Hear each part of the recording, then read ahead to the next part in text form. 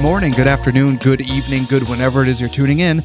Welcome back to Ticket Price, the only show on the internet that asks the question that matters: are these movies worth the ticket price? In other words, are they worth your time and money? Thank you for joining us, and with you as always, co-host of the show and the voice. My name is Jake, and with me as always, sitting across the way, co-host extraordinaire, and the only man who thinks it would be fun and entertaining if we signed up for the Badwater Ultra Marathon.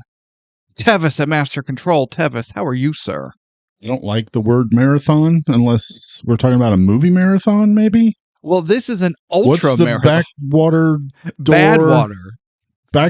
Backdoor marathon? Backwater marathon? Wait, is that what you said? Backwater? What is that? Apparently, Tevis likes to marathon the backdoor movies. Don't look at the history on my computer.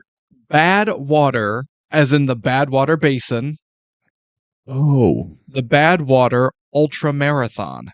A grueling 135-mile race. Now, can I drive it? I don't think our cars would make our cars wouldn't make it, let alone our fat asses. Now, I said miles. We're American, obviously. Aggressively so. So let me break it down to a ticket price unit of measurement that we will understand globally. An ultra marathon is a race of 4,276,800 White Castle sliders. Sweet. To put it in an easy to understand metric. I like it. Let's do it. Unlike the metric system. Do we get to eat White Castle sliders as we do it? Eating White Castle sliders will make you poop your pants.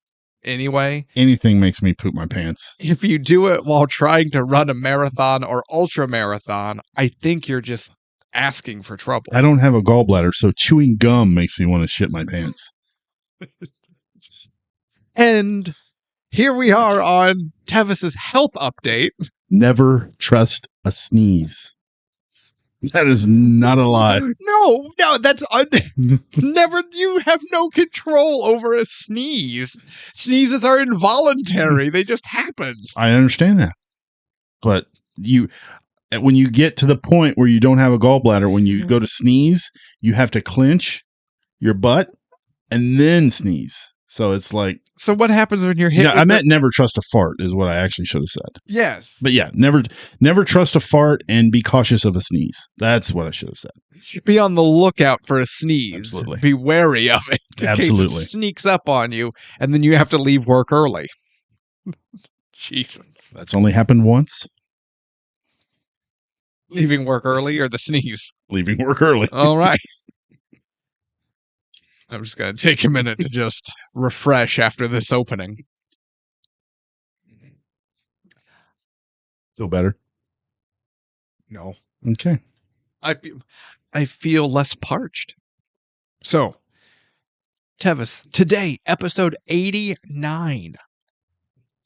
89. 89, and we are looking at The Incredible Hulk from 2000. Starring Eric Bana. No. And Sam Elliott. Okay. You didn't watch that one? I watched that one. Would any movie be made better with Sam Elliott? Yes. However... That is false. If you've ever seen the Eric Bana Hulk, Sam Elliott did not make that movie better. Yes, he did. He made it tolerable. No. It's not. But his acting and his involvement is still the best part. That's true. That is Thus, true. it was made better with his involvement. That's true. And Jennifer Connelly was in that too. Was she really? She was. Was she Betty? Yes. I think. We're not talking about Ong not Lee's. Good. No, we're talking about that's the Hulk. We're talking about the Incredible Hulk from 2008. My God, that's almost 20 years ago. The one with no Hulk poodles. There are no Gamma poodles. I like that. Correct. Already. And no one punches anyone in the balls. It's or any dog balls. Already worth the ticket price right there. Hell yeah. Now, The Incredible Hulk 2008, written by Zach Penn, Stan Lee, Jack Kirby, typically a red flag, but wait. The referee is postponing the call. It's under He's review. reviewing the call? He's reviewing it. He's They under go to the little booth. He's under the hood. Headphones. He's watching the TV. Okay. People are punching reporters so they can't Hell yeah. creep on what's happening. This movie was written by Zach Penn, Okay. one writer. Because as we all know, Stan Lee and Jack Kirby created the Hulk in the Yes. original comic, Yes, they did. which is why they're being given written credit. Well, here. that's nice. That was nice. of them. So it's actually one writer. Directed by Louis Leterrier. Yes, and I was going to look up what he had done previous, and I did not. You know, Your Not preparedness is thrills me. a lack of professionalism. The best part about the camera is now when I'm disappointed, I can just deadpan to it like I'm in the office. Oh. Okay. I don't want to look up what he's directed anymore. Oh no. I'm done. Don't get your hands off mine. Get your eyes off my screen. He's looking up the backdoor movies Ugh, again. Yeah. So he I think I saw one title in particular that I went, the Transporter. okay, the Statham vehicle, right? Transporter 2. Well, you can't do one without the other. Are you what? What? Fast X. No. But You mean the one that made Vin Diesel so angry it may have canceled the franchise? apparently not, because there's Fast X Part 2 coming out next year. Gross. Shut my mouth. That's what I get for not keeping up with the Fast series. Yeah, I don't like it. It has all my favorite actors in it, like Vin Diesel, Dwayne Johnson, Jason Statham. Jason Momoa. That's who I was forgetting. Jason Momoa. Everybody who I actively try to avoid. Is it ludicrous? Sure. I mean, all those Fast X movies are ludicrous. So. I can just deadpan to the camera. So now they can commiserate with my misery. Make him feel it. They can commiserate. And he also did the 2010 Clash of the Titans. You know what? I didn't mind that. I did not like that one. It's not as good as the original. No. Maybe we'll do it for a showdown. We should do that. Watch Harry Hamlin just kick everybody's ass. Oh, absolutely. That little bird, the owl. You know, I put a little bookmark on it so I'd get back to it. I was going through YouTube. You know, my algorithm. You screwed up your algorithm by looking up Clash of the Titans? No, this was definitely just part of my algorithm, where it was like a 22-minute video going over the best of Harry Hamlin? Hamlin. Yeah, the best of Harry Hamlin's creature work. Oh. Like the claymation and the... No, Harry Hamlin was the actor who played in the original. Oh, no, that guy sucks. How dare you? I'm talking about... No, the guy who does like the claymation. Ray Harryhausen. Yeah, maybe that was it. Yeah. Going over like all the classic claymation monster work he's done. And it's got like the skeletons from Jason and the Argonauts. It's got the Shiva statue from the Golden Voyage of Sinbad. Oh yeah, that shit's awesome.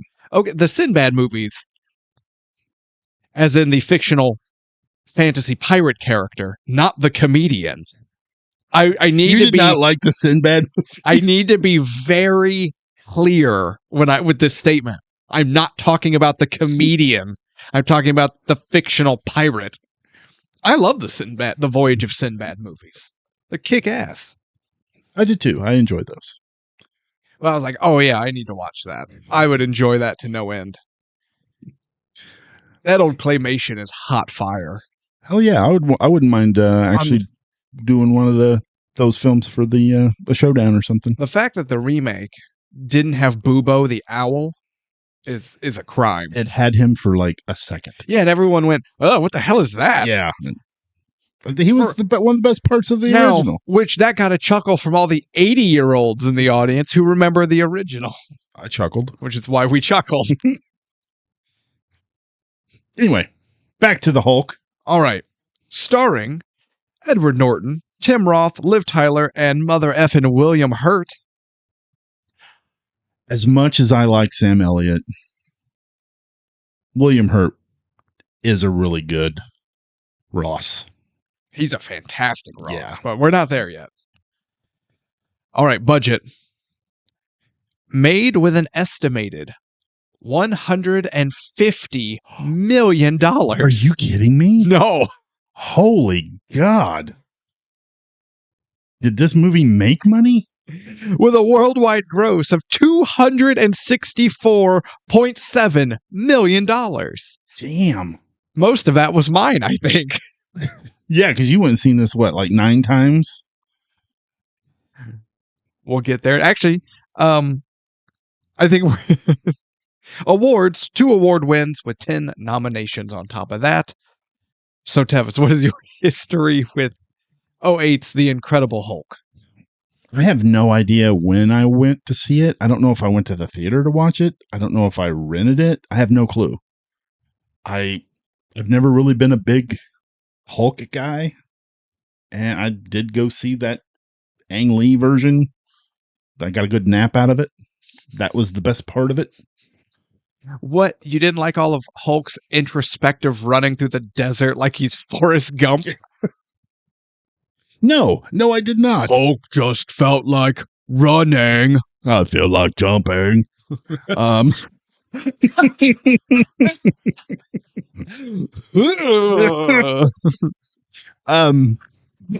So when I heard they were doing, hold on, I'm not over it.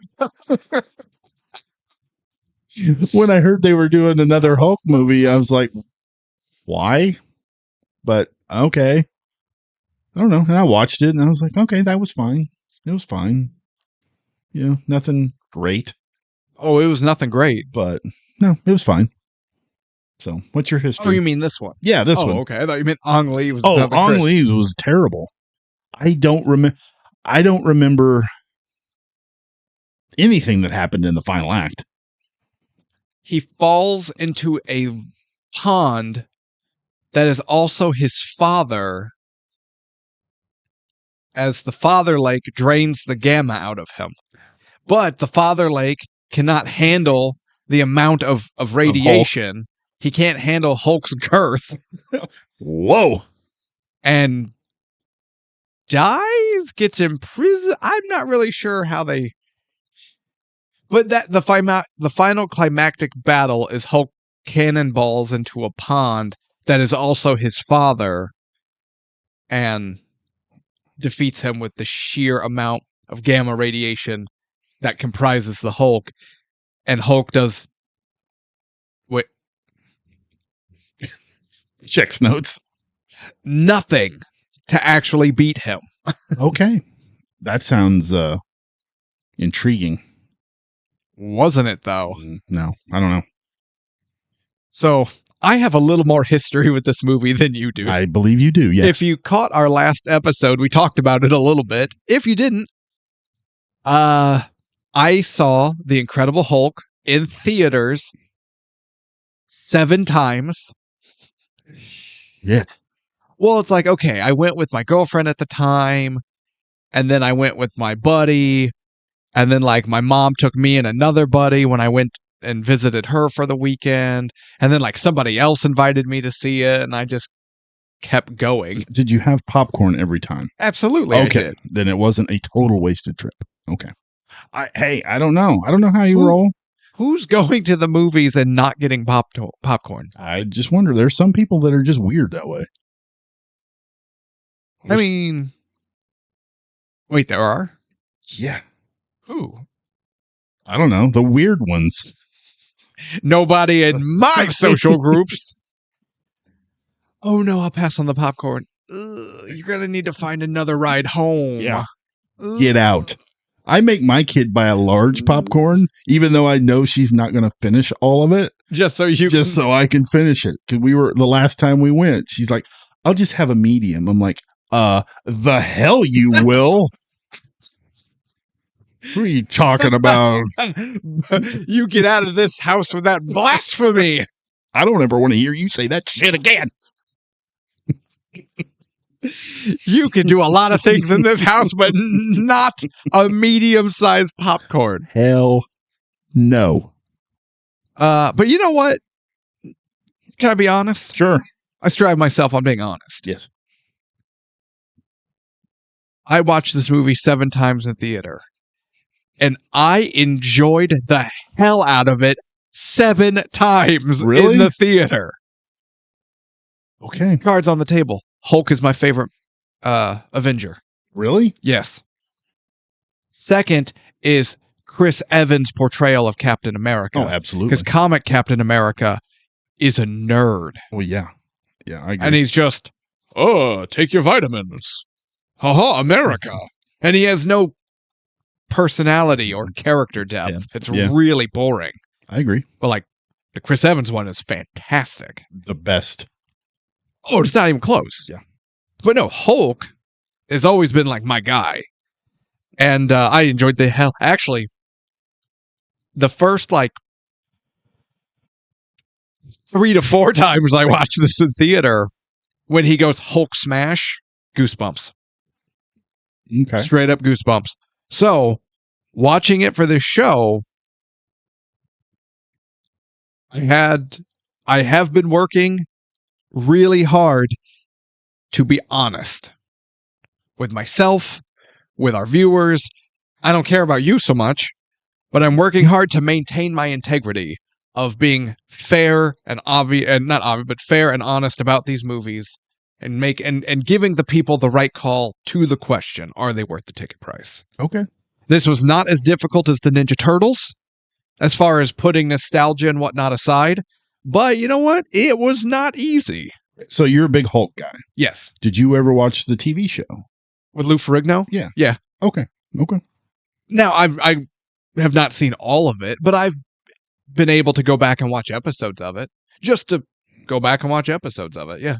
Okay. So you'll catch some of the Easter eggs from this. I caught all of them. I saw this movie 7 times in the theater. I caught all the Easter eggs. Okay. All of them. All of them. Now, this does something with the Easter eggs Like David Banner. that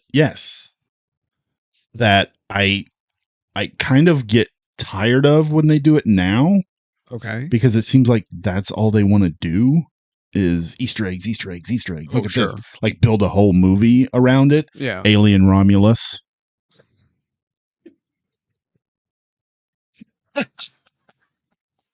Now you get to deadpan and mug at the camera.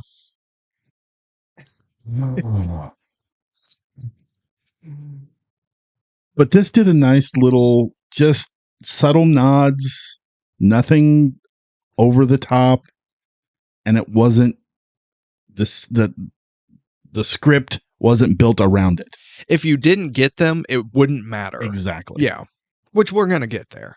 But also now I feel like, okay, Hulk is my favorite Avenger / oftentimes my favorite Avenger villain. Hulk. Okay. But we all know the best IP in Marvel with the best characters is It's X-Men. the Eternals. Yeah. Fuck the Shut your stupid ass up. Say that, folks. What did your dumb ass say it? God, now we have to edit that out.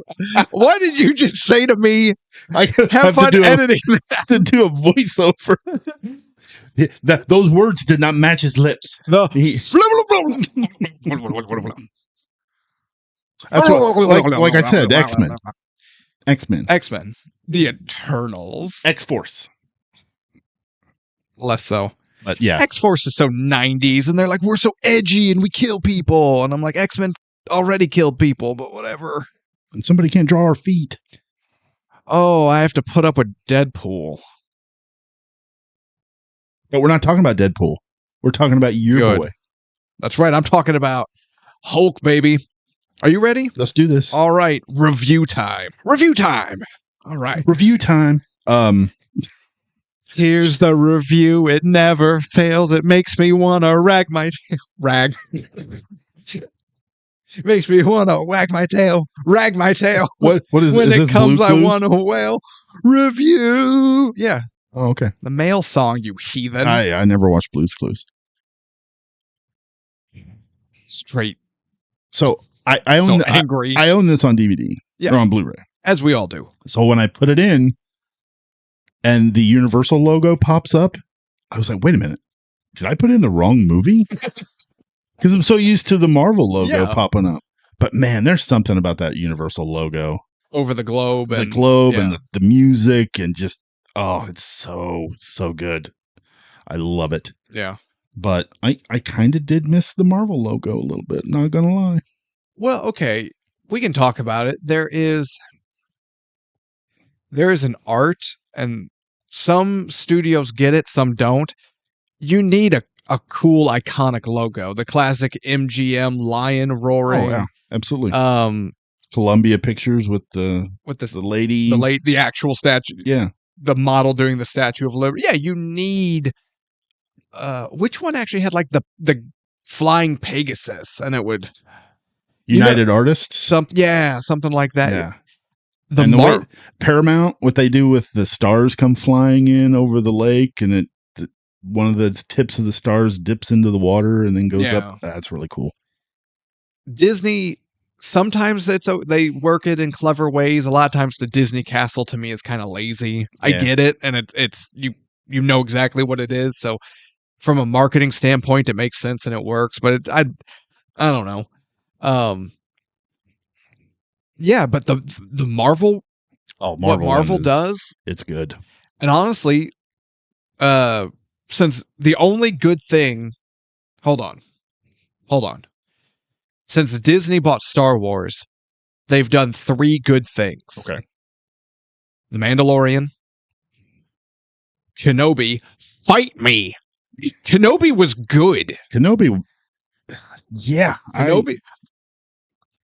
And the new Star Wars logo of the lightsaber colors flashing over all the iconic masks and things. Yeah, I like that. It looks awesome. Yeah. Although they do that in the Lego Star Wars game. So every time I think about that, I think about the Lego Star Wars game. Doesn't matter. Still cool. But yeah, I like it a lot. It's really still cool. Still works. You know what? DreamWorks, the little boy fishing on the moon. Yeah.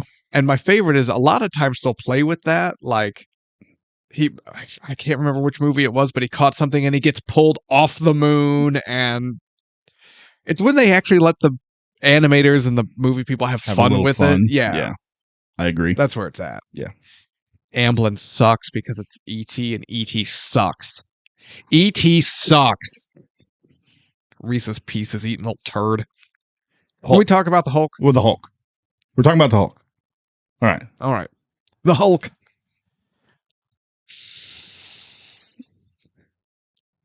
The first sigh. I'm conflicted. Okay. We get an opening montage. Love it. Lazy. No. There's no narration, though. That's good. There's no sound effects, just the generic bland score. Yeah. That kind of sucks. Score's kind of me. But it covers the entire origin story, so we don't actually have to waste time with the origin story. That's good. I'm conflicted here. There's equal parts good and bad with this. The music is kind of mid. Bland. Uninspired. Yes. It's lifeless. Very much. Oh my God, I just realized that sticker on your laptop is Pinhead screaming. Hell yeah. Oh, gross. It's looking at me. You know how I feel about Pinhead's face. I know. I love it. Next time I'm going to get a poster and I'm going to put it right over here. Yeah, you're going to put you're going to put it in the bathroom facing the toilet when I have to go potty. He's just going to be looking down, holding the box, going, He's looking down at my box. Yeah. What? No, I'm trying to be fair and honest. We've given a lot of movies crap for uninspired montage openings before, but sometimes it's done well, sometimes it's not. This is somewhere in the middle for me. It's not bad, but it's nothing to write home about. The thing I like about it the most is it gets through that origin story right away, so we don't have to have another Uncle Ben is getting killed or Batman's parents again. So yeah, but that's nice. I like it when Batman. I know you like watching those the pearls go flying. Yeah, I do. Yeah. Up here's Thomas. Martha, you old bitch. See ya, kid. Take this, you billionaire mother. Who killed Batman's parents? I killed Batman's parents. Pew, pew, pew. Pew, pew. Pew, pew, pew. Poor Martha. F Martha. Especially if we're talking about the Joker with Joaquin Phoenix. Those actors are way too old to have 10-year-old Bruce as a son. I have no idea. I don't remember. We're talking about the Hulk, damn it. But no, so again, I'm not an origin story person. I find them boring, which is usually why the second movie in a franchise tends to be my favorite, because we're past all the origin. I agree. And we get to the good stuff. Yeah. This gives us the origin while letting us get to the good stuff. So that's a plus for me. Yeah. Then we see Bruce. He is in Brazil. I know she's watching. Anna. They're in Brazil. Were there children on a train that needed to be dispatched? We'll get there. Oh, okay. We have to dispatch a train. Pew, pew! Pew, pew, pew, pew! Up here's train car. But no, we see Bruce in his little apartment. I actually really appreciate this. He's flipping through channels, and he comes across Sesame Street, something everyone the world over can recognize. And he's watching it, and we see him eating breakfast and learning Portuguese. Yeah. This is just a nice little nod. We know Bruce is on the run. He's in all kinds of countries. And we see how he is learning the languages and assimilating with the culture to not stand out so much and be able to communicate and live and survive. And he, by watching Sesame Street and that kind of stuff. Nice little... That's a great touch. I agree. And then we see him. He's in like a dojo, for lack of a better word. Yes. This guy is a martial artist, but Yes, he's teaching Bruce some self-defense techniques. But most importantly, he's teaching Bruce how to control his emotions. Do you know who this guy was? No. His name is Rickson Gracie. Ah. Now you know who he is. Now I know who he is. Yeah, he is. And I looked it up. He is part of the Gracie family. Yeah. To be fair, that's a huge family. Yeah. The only family bigger than the Gracie family are the Harts in Canada. That's true. There's our one wrestling reference. There'll be more. There will be more. Who there always are. Well, we see Bruce going out of his way to find different techniques to help him maintain control. I like this. I do too. It just helps build up Bruce, and we see, okay, what is he doing about the Hulk problem? What is he doing about being an American in Brazil who doesn't know Portuguese? Like, we're seeing it. It's not just, oh, he knows Portuguese, and it doesn't take that much time to establish it. You catch Bill Bixby on the TV? Yes, I did. Was that... What a great punch. Exactly. That's the guy. But see, he wasn't watching the English language show. He needs to learn Portuguese, so he's watching a simple, easy to understand Portuguese show. Yeah. And then when they said a word he didn't understand, he's looking it up in his dictionary. I like that a lot. That's cool. That's character building. So we see that he works at a factory, at a soda bottling plant. There's a very attractive woman that works there. Yes, there is. There's also 3 how do I put this delicately? There are 3 douchebags that work there who were asked to leave the audition set of The Hills Have Eyes for being too troubling to look at. That's a good way to put them. Yes. Let me put it this way. Had they been their grandparents, they would have probably gotten a job in a movie and paid, and all they would have had to say is "Gooble gobble, gooble gobble." So you're saying the Spartans would have threw him over the cliff at birth? Yes. Okay.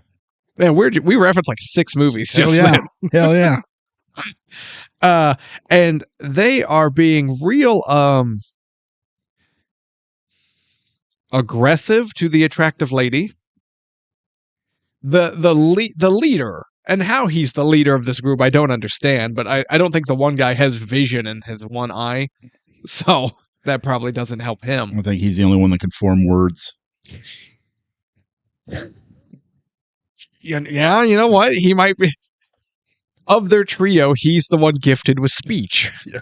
But he was not gifted with height. No, he was not. Or hair. Although, were any of them gifted with hair? I think so. Okay. I don't want you to feel personally attacked by these critiques. I already do. Okay. Thank you. But we see Bruce cannot just sit by and watch as these guys are being a little too forceful towards her, and he intervenes because he's a good guy. Yes, he is. And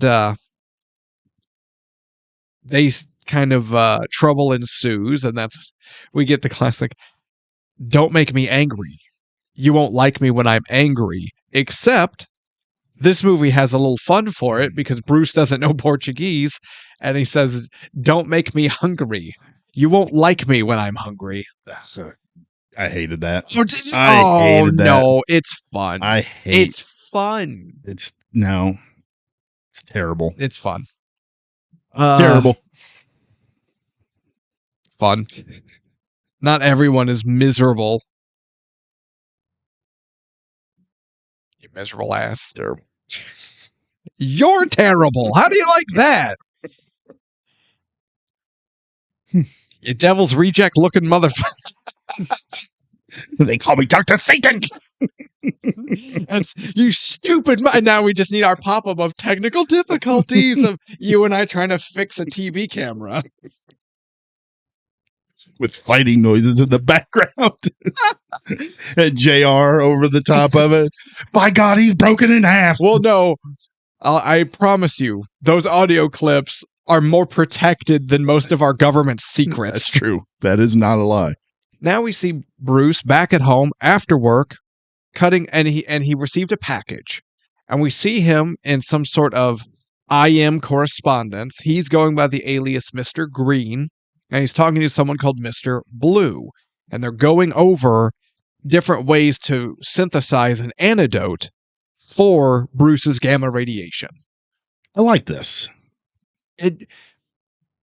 To me, I like this because not only does it help set up the rest of the movie, which works, but it also completes the well-rounded image of a typical day for Bruce Banner on the run. Yes.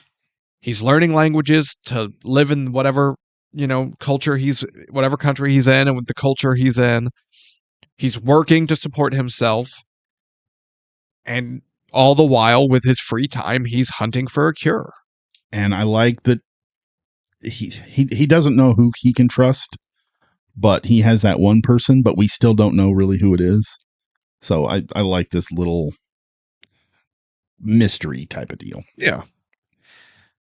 However, while working at the bottle plant, a drop of blood, of Bruce's blood, I feel like John Hammond talking to Mr. DNA. Oh, we need a drop of blood.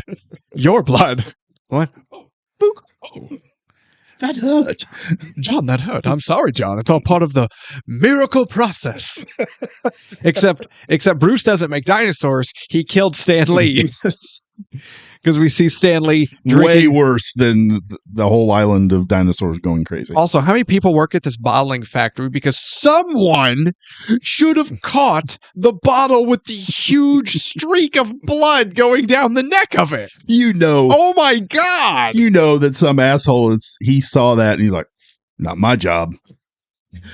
Absolutely. Yep. Somebody went, "I don't pay me for that." Yeah. He's like, "Oh, there's blood on that. Oh, it got filled up." But obviously it's Portuguese. Yeah.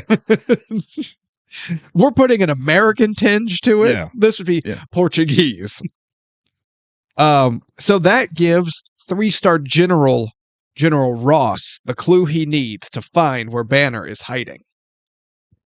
Man, William Hurt. He is so great. Good. He is so good. I am R.I.P. Right? Absolutely. He passed, unfortunately. Yeah, and that's when Harrison Ford had been recast. Yeah. To do. Can we stop Ross. casting Harrison Ford? No. He's so bad in everything. No. And he doesn't like any of the projects he does. He drags them. He's awful to work with. He's overpriced. He does a terrible job, and he ruins whatever he's on. You watch your mouth. No, Harrison Ford sucks. He should have hung it up years ago. Technical difficulties. Mother! Chair shot. If you want to peek behind the curtain, when we're done recording here, we're going to come up with a technical difficulties logo, and then we're going to record like 3 or 4 different overarching sound effects. And just bleeped out cursing, chair shot, whatever. Sound of tables being destroyed. Someone going through a windshield, maybe some Three Stooges. Just all kinds of stupid. Yeah, that's. Stay tuned. That's happening. Anywho,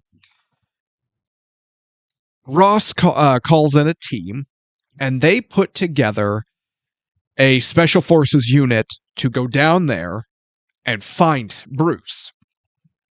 And the military commander, maybe another general, the other guy who... Blonsky? No, Ross is talking to, and he's like, "I know you called in some chips for this, Joe. I appreciate it." Oh, I don't remember him. I don't remember Joe. Okay, whatever his name is. Okay.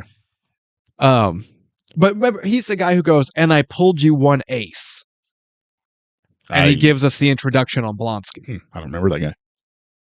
I swear I watched this movie. Do you remember the intro to Emil Blonsky when they were like, born in Russia, raised in the UK, he's on loan from SOCOM, or he's on loan to SOCOM for the Royal Marines? I remember that. The guy telling that. Oh, okay. I don't remember that guy. There is a voice saying these words in the movie, yes?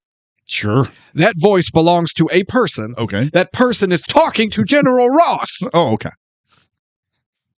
It's going to be one of those episodes, everybody. I'm going to drag you kicking and screaming through this, like I always do. Damn it. Now. Just tell me when Eric Bana shows up. Gonna be waiting. So, enter Tim Roth as Emil Blonsky, who, again, he's a Royal Marines Special Forces soldier on loan to SOCOM who's been called in as a special favor to help with the Banner hunt. Tim Roth is not a physical specimen.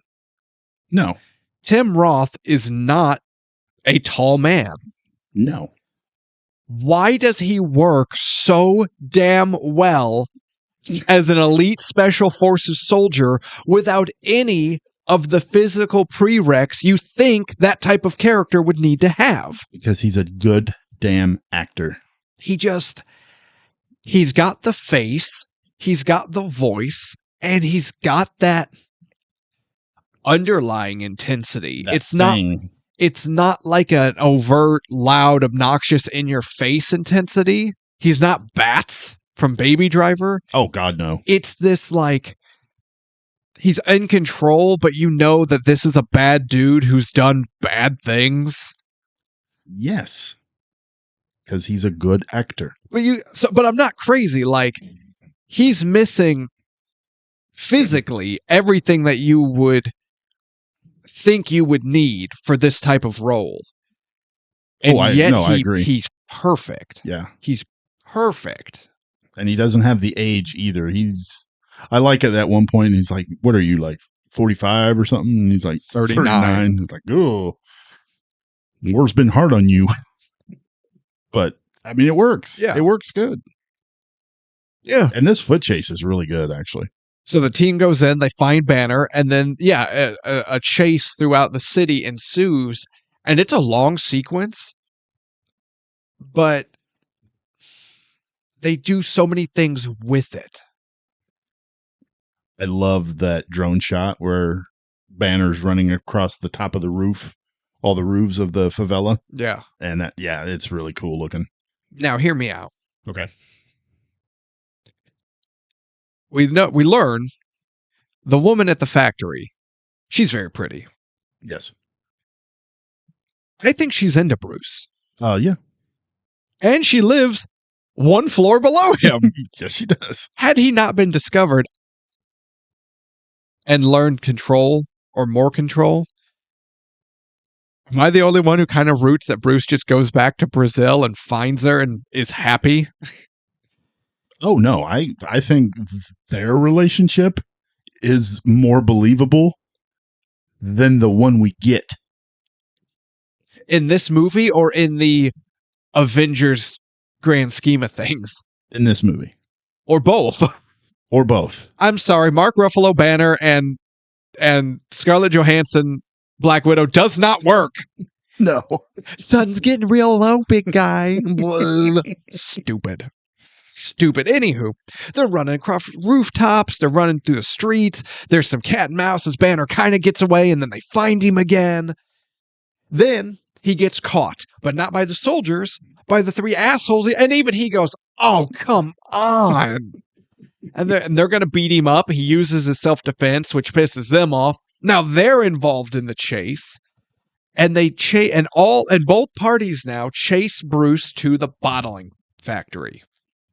The jerks he works with catch him and start beating him up. Then the soldiers come, and that just makes the situation worse. This whole scene is so damn cool. Yeah, it is.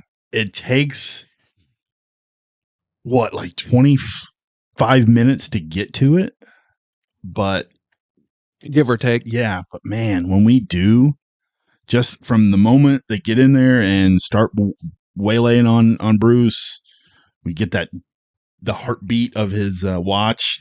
His heart rate monitor is going off, and you're like, oh god! And then his eyes turn green, and you just go, uh oh.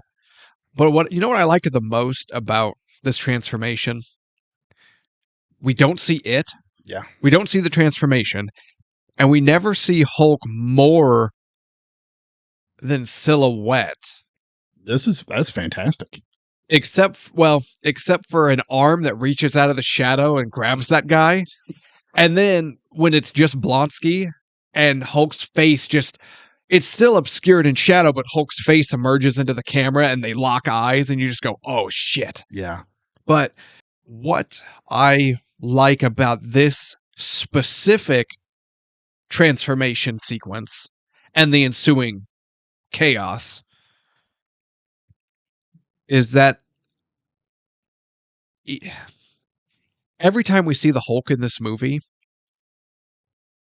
we see a different side of Hulk. Mm-hmm. Okay. And I'm not talking about Banner, I'm talking about Hulk himself. And I don't think this movie gets enough credit for it, as we'll get into when we do the reviews. We see the Hulk's transformation and this whole sequence from the perspective of Blonsky and the soldiers. Yeah. And guess what? He's a movie monster. Yes, he is. This is a horror. It turns into a small horror film. It does. As Hulk kills almost those the three bullies are dead. 3 bullies are dead. A handful of those soldiers are straight dead. I think all of them except Blonsky are dead. I mean, he literally runs one over with a giant vat of something. Of soda. But it's a soda tanker. Just runs him completely over. He runs him over, and then the other guy tries to jump and clear it. Doesn't clear it. It catches him in the waist and then drags him down. Yeah. He's dead. And I like that. Yeah. I feel like that was missing a lot in the later versions of the Hulk that we get. The monster. The monster.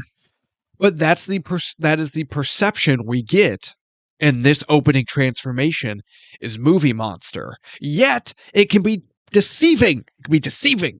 When you see this movie 7 times in the theaters, you're gonna notice it. Or if you watch with subtitles. Did you watch with subtitles? No. He transforms in the darkness. It's really low, but Hulk has a line of dialogue. Really? The subtitles pick it up, and if you listen like super close and you're listening for it specifically, you'll catch it. Turn your volume up, but you've got surround sound. You'll probably catch it. Yeah. It's real low, but you hear Hulk say, "Leave me alone." Oh, yes. Okay, I did hear that. But you don't really catch it. I mean, it's easy to miss. Yeah. And then it's full horror movie. But it's still there Yes, and that's because that's a key component of Hulk's character. He's a giant rage monster. Reluctantly, he's going to do what he has to do, but like, it's not his first go-to. that is true. Which paints a picture of if this Hulk was out in the world and just nobody was effing with him, he'd be okay. I think so. I think, calm him down a little, but he'd be all right. Yeah. He doesn't want to do the things he does. But if you push him, he's going to murder everyone in that factory. Yeah, this whole scene is just fantastic from start to finish. And then he throws that The forklift. truck at him. Oh, so cool. And this is something that I think this movie gets right too, is I just love how Hulk interacts with his environment when it comes to the combat. Now, when he's running and jumping on the buildings, I don't think they did his weight correctly. No, probably not. He's a little too weightless and floaty sometimes. Too Legolas. Yes.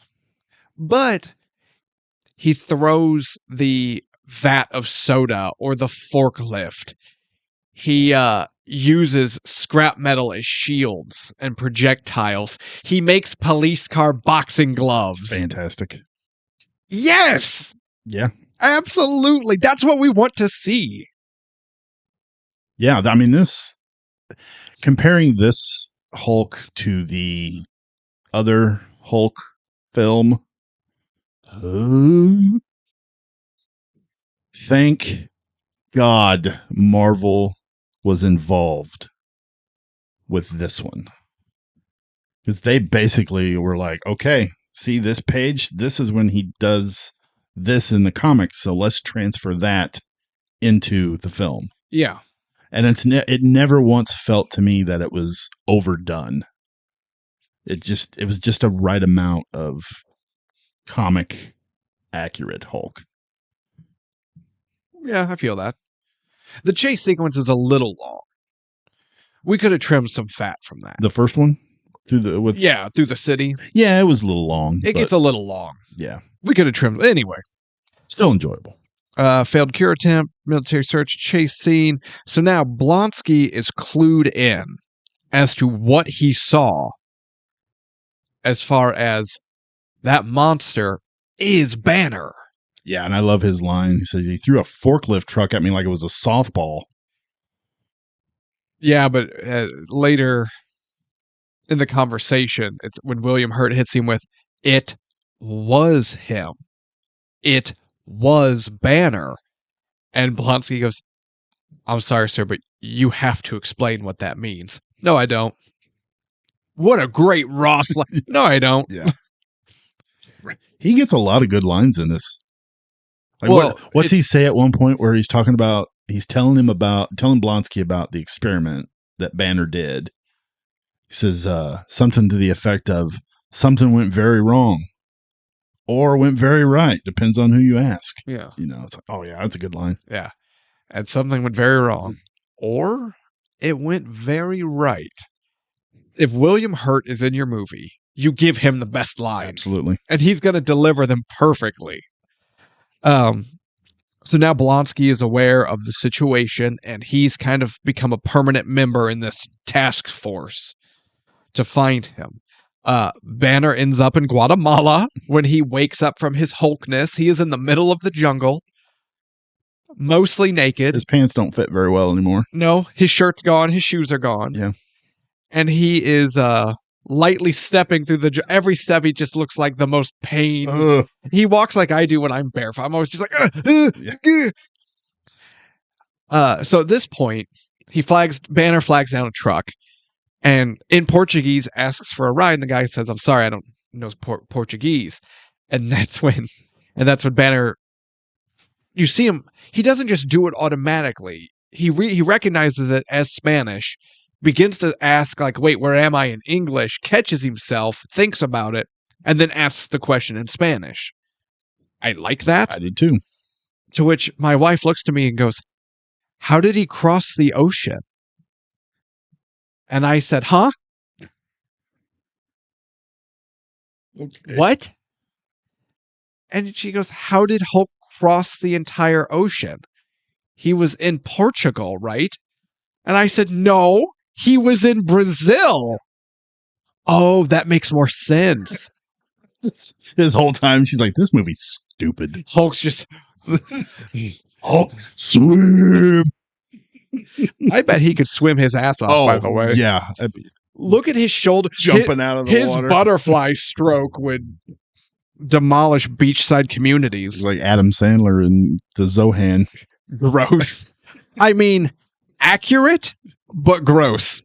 And I just turned, I was like, are you even watching? Wait, the Adam Sandler part was gross, or the Zohan part was gross? Or Yes. If you have to Yes. ask, you know the answer. The answer is yes. How did you cross that? Moving on. I told you it was coming, hon. I told you it was coming. She's not going to watch these movies with you anymore. If I keep getting questions like that, I don't know if that's a bad thing. I'm kidding. Not really. Yeah. So he's in Guatemala. He makes it to town, buys clothes, but realizes, okay, he's got to get home. So he makes it back to New York. How do I put this? I personally am very curious how he crossed the border. Oh, I'm sure he's got some connections. You think? Yeah. I don't know. Fuck, he probably just turned into the Hulk and jumped over like 2 countries Dude. or an ocean. Either way.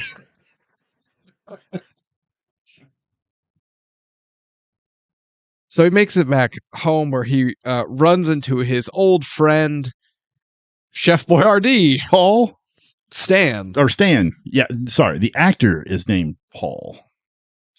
He was the voice actor of Spider-Man from the 60s animated show. No shit. Yeah. That's awesome. I know. I thought that was cool. But my God, he's aged into the most Italian stereotype I've ever seen. A little bit. He was also the voice of, was it Hermie from the Rudolph Red-Nosed Reindeer? Really? Yeah. I knew you would like that. Why'd you get so pointed with it? I knew you would like that. I knew you would like that. Also, he was the voice of Santa Claus in a TV show called Wish Fart. And I'm sorry, sir, but you're going to have to explain that statement. that's all I got. Thank you. No more questions. But he makes it back to New York, gets a job, air quote, he's staying with Stan, and then gets an air quote job delivering pizza, put a little cash in his pocket, but also is his cover to get the old research data. Pizza will get you anywhere. Yeah. He gets past that guard. There are 2 universal languages, money and pizza. Absolutely. And I'll take Insert the pizza. That pizza looked good. It did look good. Of course it looked good. It's pizza. I don't know. Huh? I've had some pizza that's pretty shitty. Yeah, but it looked good, which is why you still had it. Yeah. Then you went, not every pizza tastes good, but they all look good. Especially the Ninja Turtles, where it's all melty, drippy cheese, and it looks like I could just make a noose out of it. That one that was on Splinter's head and the cheese is just running down. I could take care of both of my problems with my life and my hunger at the same time. Yeah. There's a joke too dark for YouTube. Have to edit that out. Edit that out. But he sneaks in to the lab. Surprise, Lou Mother effing Ferrigno. Hell yes. My God, he's huge. Still. Well, my God. Well, probably not, for 08. Oh, yeah. Yeah. As far as 08, because I mean, now, almost 20 years later, how old is Lou Ferrigno? I don't know.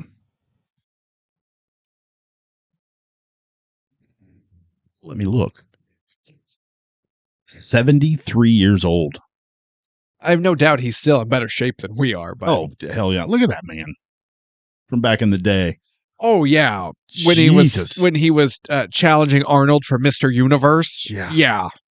Put that as my wallpaper. Thank you. Hang on.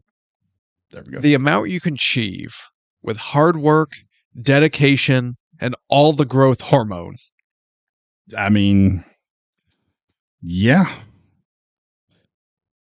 Well, Lou Ferrigno's the security guard, and Bruce bribes his way in with a pizza.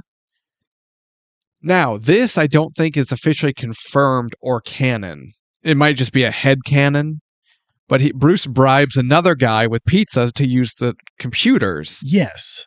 Except this may be this actor's first role in Marvel, but it won't be his last. Yeah, who is that guy? He's Peter's teacher.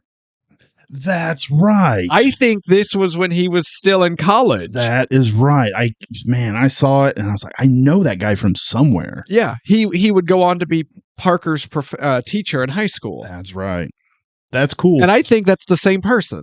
The actor, obvious, but I think like character. I think that's the same character. I wouldn't doubt that at all. I mean, why wouldn't it be? Yeah, that's really cool. But he gets his data so he can then get it to Mr. Blue.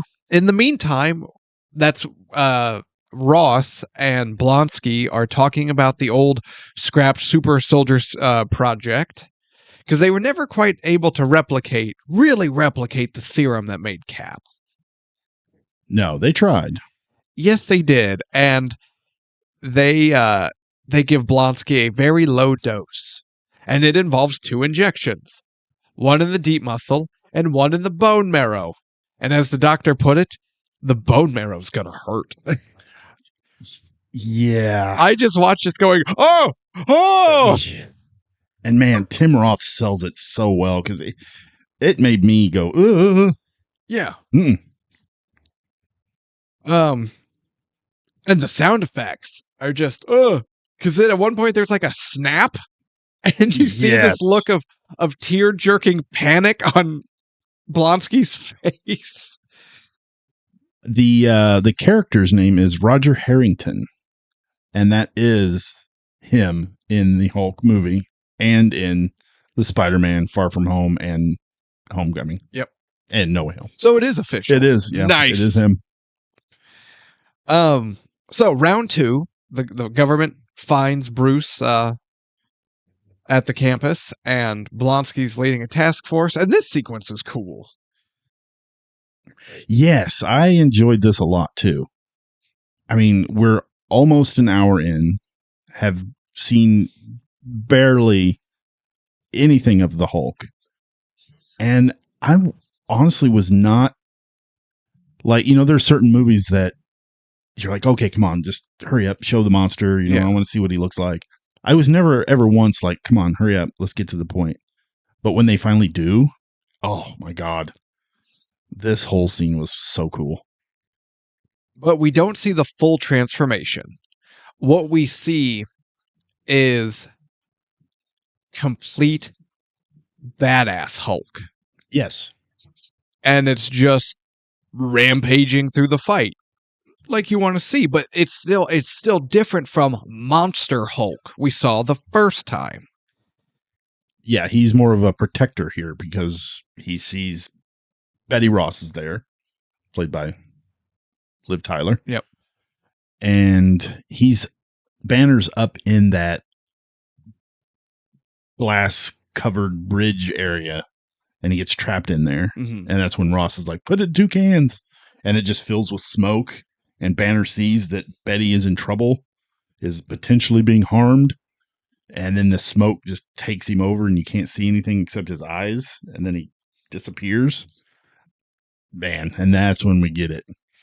And that's when, he smashes that tank. He's flipping Jeeps. He definitely kills some people.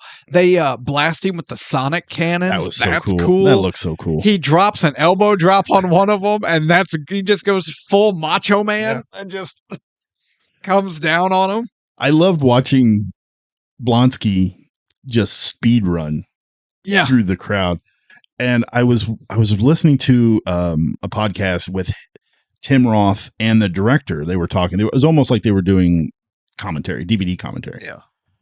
And Tim Roth was talking about running on this rig, and it was just a big crane that he had a harness, and they would basically drag him along this line. Mm. He said, but he had to hit a sweet spot because if his legs didn't touch properly, he would fall. And if his feet touched too much, he would fall. Oh. So he's like, I was constantly in this, having to hit this sweet spot. And he's like, my legs were always having to churn and churn and churn. He's like, man, by the time it was over, oh my God. You know what? Yeah, I could see that. Yeah, it was still cool. I loved it. But yeah, so there's a gunship firing, but inadvertently Betty is in the strike zone. Hulk shields her with his body, to which he then throws a hunk of metal, kills the gunship, and then shields Betty again from the resulting crash and explosion. The wall of fire. Carries her off, where we now get more Betty Bruce, which is fine. I'm not a big Liv Tyler person. It's fine. Honestly, I don't know if it's the Betty character or Liv Tyler's acting that really just kind of, I was like, it's fine. It's fine. She's very breathy. Yeah. Oh, Bruce, please. She only talks on the Dad. She only talks on the exhale. Yeah, and it drives me insane. You're not the only one. I also forgot to mention surprise Ty Burrell. Yeah, because that was Betty's boyfriend. And he's the one that actually called Ross and ratted out Bruce. As you do. Yeah. Well, because Bruce was moving in on his woman. Except then he realized he effed up. Yeah. And I like the line that he gives Ross as Ross is leaving. He's like, I always wondered why she never talked about you. Now I know. Yep. Yeah. Good line. The purple shorts get a cameo. They do. Unfortunately, the purple shorts get the X-Men suit treatment. It gets a little tease. Yeah. And that's what we all want, but we don't get it. And I'm real fucking pissed about it, if I'm being honest. You want to talk about my one major grievance? That in the final fight of this movie, he's not in purple shorts. Yeah, I was honestly a little disappointed when I first watched this. Like, it wouldn't have detracted at all. No. If like he transformed and then we learn under his regular pants, he wore the purple pants that he hated. And it was just Hulk in his iconic purple. Yeah, I would have liked that. That's all I wanted. It's all I want. Have we gotten that ever? I don't think so. Not any of the Avengers stuff. I don't think so. I don't think there's any purple. Mm-mm. It's crime. I would like to report a crime. Oh, hold on. I don't have props. I got to get my Officer Dickhole props. Officer Dickhole reporting for duty. Now, we need purple pants Hulk. Now I have to go to Walmart and I have to buy that kid's cop play set. I know of a website you can order those that comes with like a whip and stuff. Hang on, let me pull it up. Yes, go on. You remember the movie Police Academy? Yeah, Blue Oyster Club? I do now. I thought you were gonna go with. Oh, damn it! No, I forgot the name of the movie. It doesn't matter. You remember that? Cruising with Al Pacino? You remember Pulp Fiction? Yeah, why? With leather suits and ball gags. Oh, yeah, no. Just talking about a hat. That's all you need. I can't go full gimp No. suit. Wait, can we say gimp on that? Sure. Can we say gimp suit on? When we're talking about Pulp Fiction, yeah, Okay. Because there is / was. the Gimp Yeah. from Pulp Fiction. Yeah. Yeah. Okay. The taxi ride, blah, blah, blah. They meet Mr. Blue. So the three doctors pool their immense brain power together and they try Mr. Blue's plan to cure Bruce. They get him strapped to the table, they induce a reaction, and they do the cure. But as Mr. Blue says after the fact, he's like, now, what we don't know is if this was a permanent cure or if we just stopped that specific incident. We don't know. How did you feel about the transformation in this scene? Now, that's what I was getting to. Okay.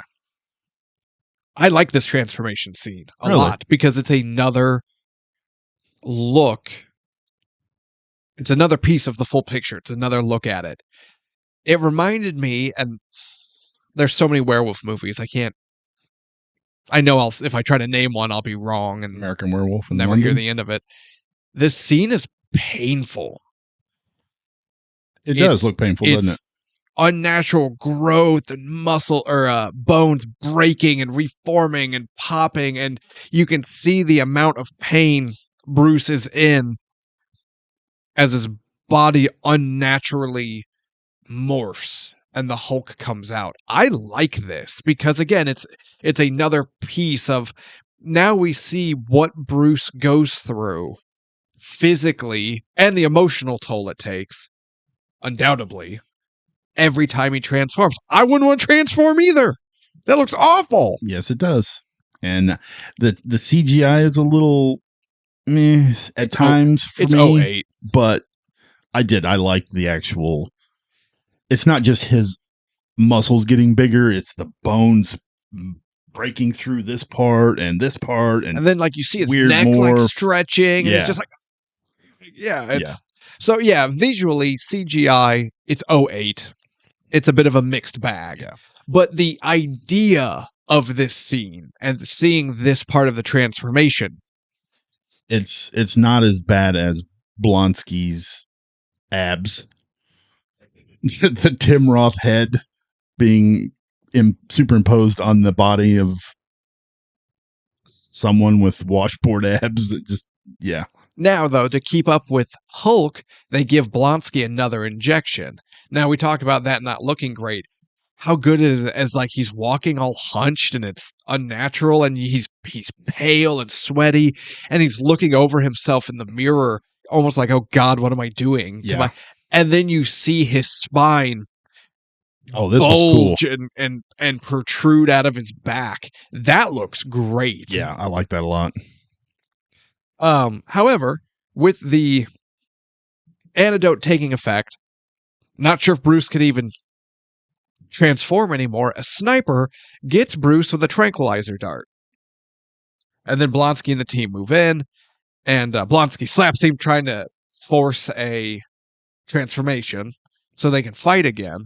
Because Blonsky is definitely obsessed. Oh, he's obsessed. He's pissed off that he lost. He's jealous And he's of a fighter. He's jealous of what Hulk is. Yes. / what Banner has with Hulk. But that trank not gonna make sure that heart rate doesn't get up. With Banner in custody, Blonsky sticks around and forces Mr. Blue to inject Blonsky with Banner's blood. Okay, so this is kind of what I was going to talk about a little bit ago. When Blonsky takes the form of the abomination. Yes. And the doctor gets knocked into the equipment, falls down, cuts his head open, and you get Banner's blood dripping. When I sat and I first watched this, I knew right away who this guy was going to be. Oh, we all did. Yeah. Yeah. But I've watched Captain America, Brave New World. Mm-hmm. This actor makes a return as this character. Mastermind. The leader. Yeah. He looks terrible. The leader? The leader. Oh, okay. Yeah. He looks awful. It's so bad. Like, pull up a picture. I haven't seen Brave New World because honestly I don't want to watch how do I put this? I don't want to see anything with Indy. And I watched Falcon and the Winter Soldier. And I think I'm good. I don't really want to see that duo anymore. Yeah, it's not a good movie. I'm shocked. I'm shocked to my core. You mean Marvel and Disney haven't been able to do a single good thing since Spider-Man Far From Home?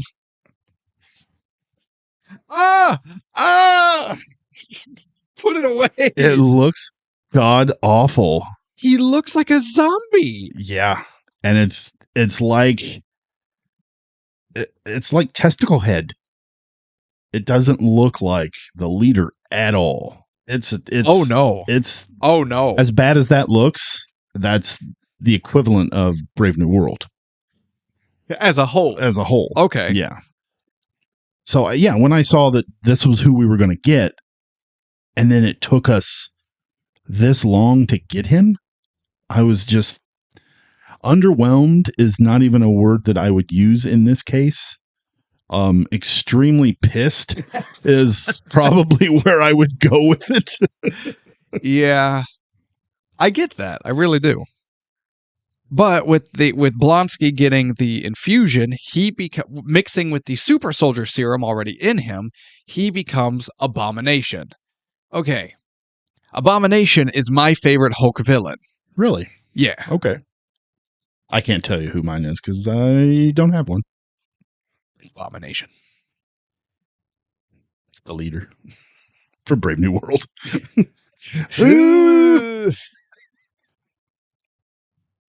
I love kaiju movies.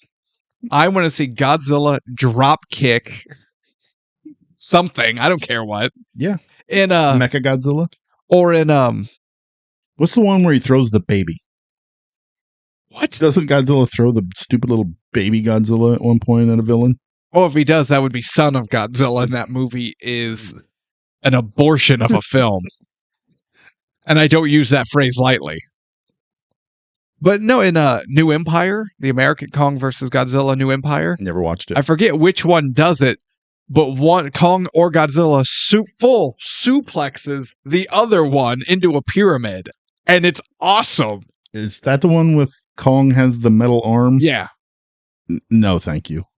Wait, have you seen it though? No. So you don't know why he has the metal arm? I watched the trailer for it, and it's to sell action figures. Yes. But the reasoning in the movie works. It's actually pretty cool. Because when he snaps, like half the population, half the kaiju die. Yeah. Okay. No, if you haven't seen it, you can't talk about it. I've watched the trailer. That's all I needed to see. Nah, you're missing out. Missing out on kaiju action. So no, two beefy boys throwing bones wherever, and it's just ultimate chaos ensues. That's what I'm about. Ew, I'm a testicle-headed nerd, and I've developed this plot to take over, and it's wildly convoluted, and anyone with half a brain cell can poke all the holes in it because it was written by a third grader. No, that sucks. Nobody wants that. What we want are two beefy boys throwing down for the heavyweight title. That's what we want. Yeah, this final fight is cool. Yeah. I like from the very beginning of the battle where Betty and Bruce are in the helicopter and he has to fall. He falls out of the helicopter. And they're not sure if he's going to change. He's Yeah. got to change mid-fall. Doesn't, and just goes, oh, shit. Yeah. In my notes, oh, shit. Yeah. I liked it better in this movie, not so much in Ragnarok, because they do the same gag in Ragnarok. Oh, yeah. Yeah. Where we just see him bounce off the rainbow bridge. Yeah. Yeah. Yeah, it was okay. I get what they did, and I appreciated it, but I have a lot of issues with Ragnarok. This is way better. I have a lot of issues with Ragnarok. But we get Hulk, and we get Abomination, and they beat the shit out of each other. This is when we get the cars, right? Yeah. The boxing gloves. So Abomination gets a little bit of an early advantage, starts laying hands on Hulk. Hulk gets some separation. Abomination's charging in. Hulk sees a police car and goes, that'll work. Rips it in half, sticks his fists in the twisted hunks of metal, has his boxing gloves, and then beats the shit. Yes, that's what we want. Yes, I loved it. There were a lot of people that didn't. It's so cartoony. It's so comic book. This is, you got to remember, this is still very much in the era where a movie being too comic book was a complaint. I could, yeah. Which you're going to hear in my reviews of this movie. Not my review, but the reviews I found for this movie. That is still a complaint. I mean, how annoying would it be to go to a comic book movie and then it being too comic booky and lame? See, and what I don't get is how can the exact same reviewers saying this is too comic booky have reviews for Batman 89 and have no such qualm? Where's the qualm? Equal qualm. Hypocrisy. Wow, hypocrisy only goes so far. So big fight ensues, and it's just, yeah, giant monsters doing giant monster things. This is what we wanted from a Hulk movie. Absolutely. But now we get the final piece of the Hulk picture. We saw a horror movie. We saw mindless destruction. Now we see reluctant hero. Yes. He's doing the heroic thing. But honestly, he doesn't want to be doing it. It's not that he doesn't want to be a hero. It's that he doesn't want to have to do it. He wants to be left alone. Just wants to live his life. He wants a giant bowl of cereal and Betty and probably something on the TV. Absolutely. That's what he wants. He wants oversized bunny slippers and a bathrobe. Just want to kick back and watch some Bluey. What is wrong with that? Absolutely. I will say there's one issue I had with this final fight. They're kind of this, when they get to that final area when the helicopter's already crashed, Yeah, and they're battling against the wall, they're kind of the same color, yeah, and it's very muddy, yeah. and I don't know, Well, it's like at one point, Ross is telling the soldier in the helicopter before it crashes to use the machine gun. Use that thing, soldier. On which one?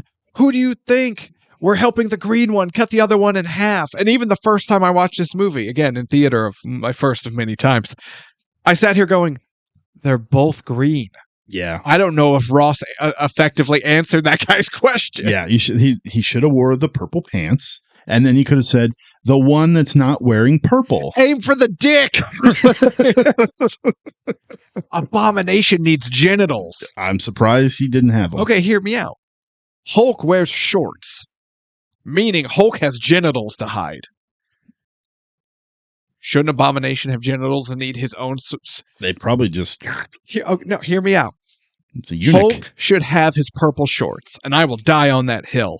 An Abomination should have the Apollo Creed red, white, and blue boxing trunks.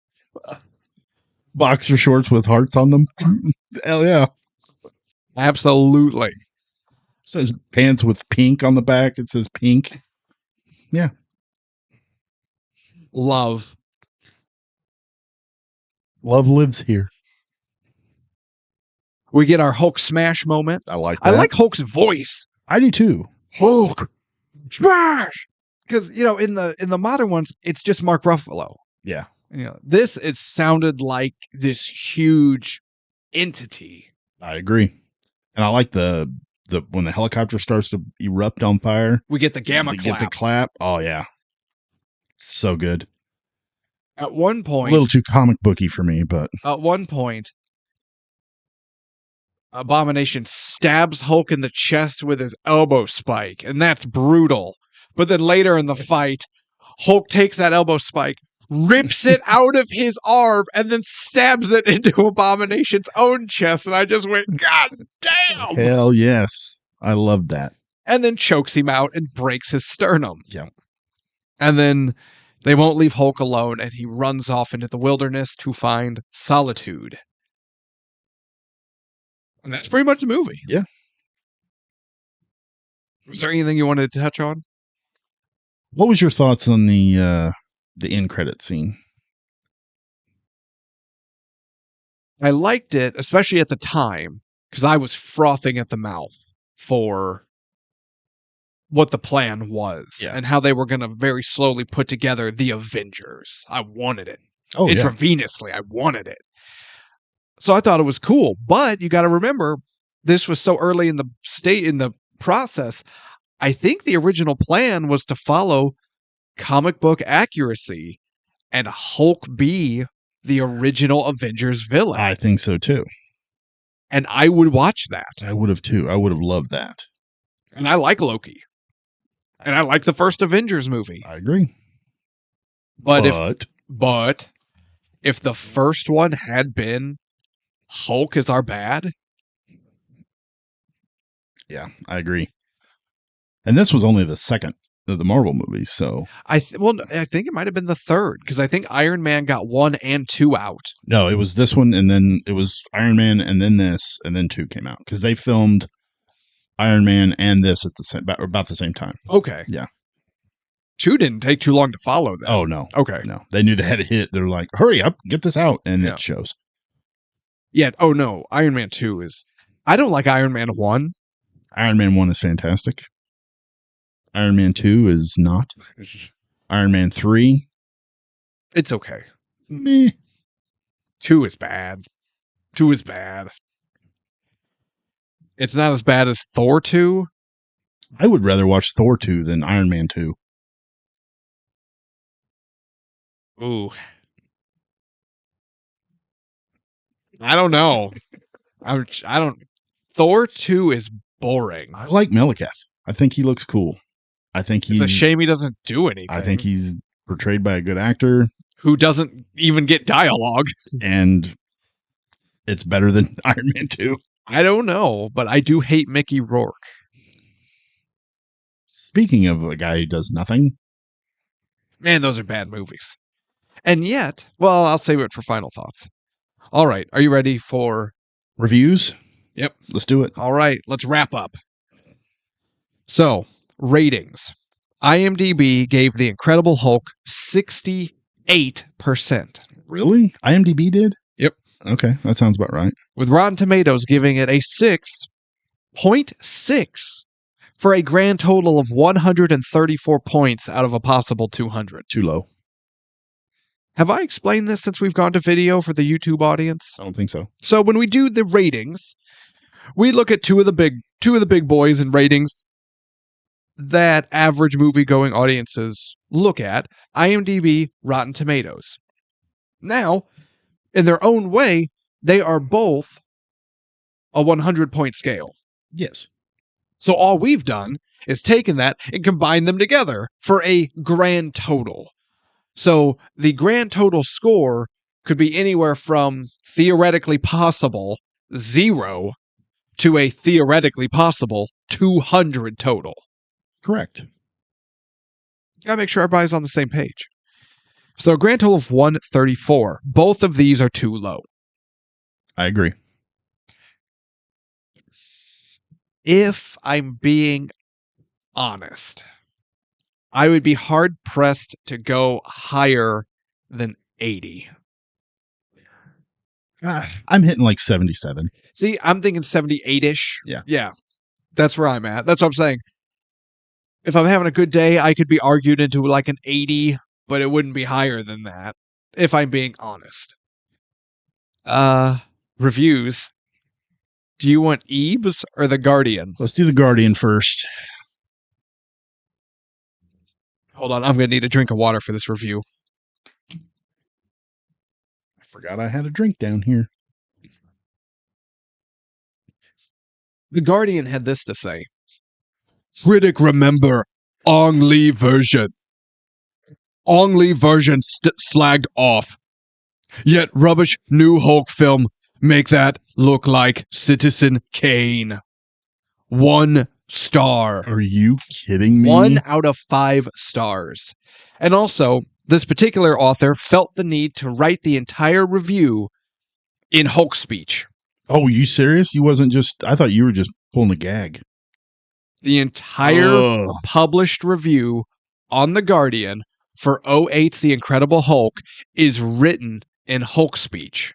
It even opens with Hulk, smash, Hulk smash, smash, Hulk, smash, period. I hate that. Hulk, period, smash, period, Hulk smash, period, Hulk new movie, period. If I had a subscription to The Guardian, I don't anymore. I would cancel it if I read a review in Hulk speak. Yes. So no, I'm doing the voice because that is how the author intends you to read it. God. He hated this. Hated it.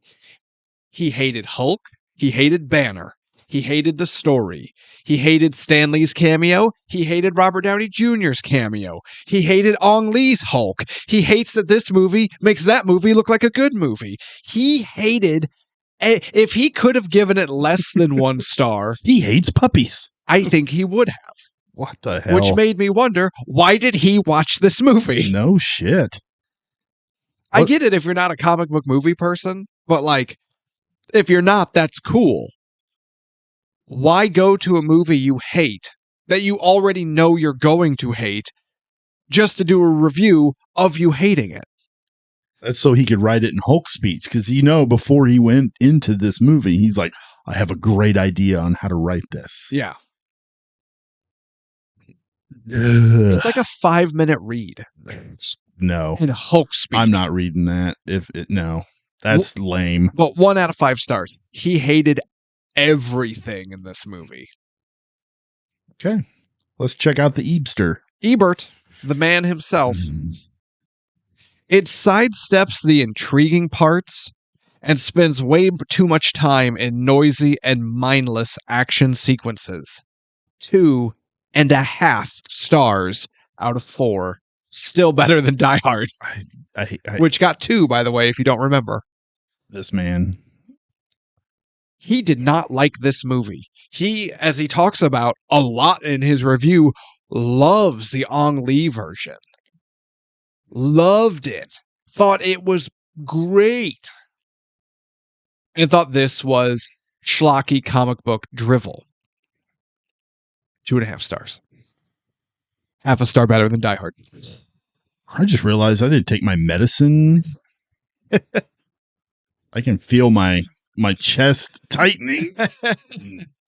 It's just... God. Okay.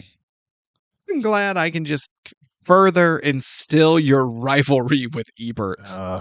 And I'm not even a Hulk guy, but damn, I've watched part of Ang Lee's version. It allowed me to get a great nap, so I guess... This has nothing to do with anything, but I always think about it when people talk about falling asleep in a theater. My parents took me to go see Phantom Menace in theater. Yeah. And it was just me, mom, and dad. You fell asleep? No. It was about the time... You wanted to? It was about the time... No, I was like 10 years old. Oh, so you were super pumped. I was like, yeah. Okay. Mom and dad were in the middle of their tough time, but so I got to spend time with both of them, and they were trying to, curb the everlasting mental damage they were causing. Yeah. It didn't work, but, we went and saw a movie. And it was about the time Qui-Gon utters the line, "There's always a bigger fish." I distinctly remember looking to my left, and there's mom next to me, and dad next to her. Both of them. You mean the trade negotiations didn't It rivet was them? a Star Wars movie about intergalactic trade regulations. What's not to love? And the fact that there are people who ardently defend the prequels, and that is a straight criminal offense. Those movies are terrible. I'll watch Phantom Menace, but I will fast forward it to the pod racing scene and watch it from there. Now this is pod Yeah. racing. Anywho, so, Tevis, I think we're there. Okay, You want me to go first, or do you want to go first? go ahead. All right, my final thoughts on 2008's The Incredible Hulk. I love the Hulk. I've always enjoyed this movie, so I went into it to be as honest as possible. And reading these reviews, everyone hates it. You will not find a positive. I mean, I that's slightly hyperbolic. You search hard enough, you'll find a positive review. But Yeah. you're going to look really hard for a positive review, right? Everyone hates it. And if you really think about it, even as Marvel film fans of 2025, as we're recording, this is the unloved bastard stepchild of the Marvel films. I agree. It took years for Disney Plus to even care enough to acquire the rights to have it on Disney Plus. They had everything but this film for years. It's I think I might know why too, but I'll talk about that. Why? Now I'm curious. You'll have to wait for my final thoughts. Oh, no one cares. Now, back to Back to him. Back to the voice, the co-host. You were doing the... I know, I just realized I did the Scott Hall. So, all right. I guess I have trouble understanding what everyone is going on about. This is, without a doubt, bar none, the greatest on-screen iteration of the Hulk there has ever been. Better than Lou Ferrigno, cooler than Ong Lee, slightly better than Avengers 1 Hulk, the Loki smashing Hulk. And I'm sorry, arguably the worst, Smart Hulk, Yeah, I'm not a fan. is horrible, and I hate it. And I don't ever plan on watching anything with Smart Hulk in it, because I hate it. Hate it. Horrible. Did you like him in the comics? I'm not gonna lie, I'm behind on the comics. Oh, okay. Well, they also butchered the World War Hulk storyline when they did Ragnarok. Thor Ragnarok. Oh, yeah. Yeah, I want to see a Planet Hulk movie. But that only works if Hulk's the bad guy. Yeah. That they have to send into space. And Who then let's has get on it. reason to come back with vengeance. Let's get on it. Anywho, this is the best iteration of the Hulk. He looks fantastic. I've heard people complain, both reading reviews and in person to my face, try to explain to me that this Hulk is too muscular, that he's unnaturally ripped. When you look at his chest, his pecs are so muscled, it takes away. And I look at them, because I bet you're out there, and I'm looking at you, going, what in the hell is your problem?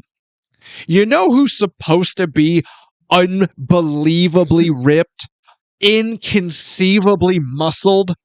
The Incredible Hulk. They don't have a problem that he's green. Like, he's got too many muscles. I like his face, his haircut. This is the best looking Hulk. And I like the depth and the personification of this Hulk. He is a giant rage monster that will kill you. However, he also loves Betty. because Hulk loves Betty. He also can be a gentle giant. He doesn't want to be the monster, but if you push him in a corner, he will be. He doesn't want to be the glory-seeking hero, and he's never the glory seeker, but if he needs to be, he'll do what he has to do. He wants to be left alone, and we get that. This is the perfect Hulk. We get Banner desperate for a cure. He doesn't want to control it. He doesn't want to live with it. He doesn't want to try to understand it. It is a curse. It has ruined his life. And he will do whatever he has to cure it, which is right for Banner. And you can't blame him. And then you see what he goes through when he transforms, and you sympathize with him, because that's horrible. Then you see his moments of PTSD as he gets fragments of Hulk memories amongst the chaos. And he doesn't know what it is. He doesn't understand it. He just lives with the PTSD of it. Like when he's in the shower and all of a sudden he gets a flash of the helicopter gunship's 50 cal machine gun shooting at him. This was cool. I like that. He lives in perpetual torment. You understand why he wants to be done with the Hulk. This is the best iteration of Banner and Hulk. We get Abomination. He's the best villain. That's what we want. Is the Incredible Hulk worth the ticket price? Yes. Is this a great movie? No. I'm being fair. This is not Jurassic Park. This is not Avengers Endgame. This damn sure isn't Captain America Winter Soldier. But damn it, this is a fun movie. And everyone's like, well, it's too comic booky. You hate fun. Stop watching these movies. They're not for you, and that's okay. There's nothing wrong with that. But is this movie worth the ticket price? Yes. This is the best version of the Hulk. Edward Norton is the best Bruce Banner we have ever. There I'm at. That's the hill I'm dying on. Okay. So, The Incredible Hulk. I think the reason why a lot of people forget about this movie and maybe just don't like it is because of Edward Norton. I know I've fallen into that trap of I don't like when they have a character and then they recast them. I guess I should cough that way. Yeah, be nicer. But, I'll clean my glasses later. Thank you. I did. You did the elbow thing. Yeah, but I did on camera. Yeah. You can tell we're not used to a camera. Although if I do it...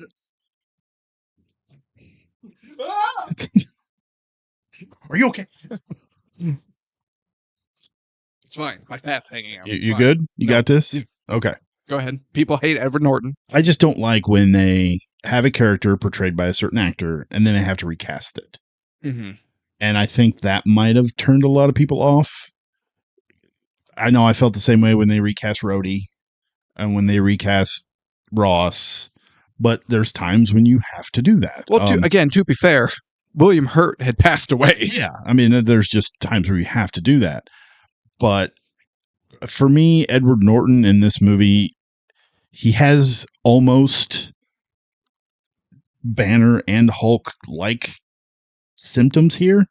I feel like there's moments where he's doing a really good job, but then there's other moments where I feel like he's just kind of phoning it in. Like anytime he's with Betty. But watch the remake of The Italian Job. And you'll see real phoning in. He phones it in. Yeah. Edward Norton, if it's a project he's passionate about, he's the best.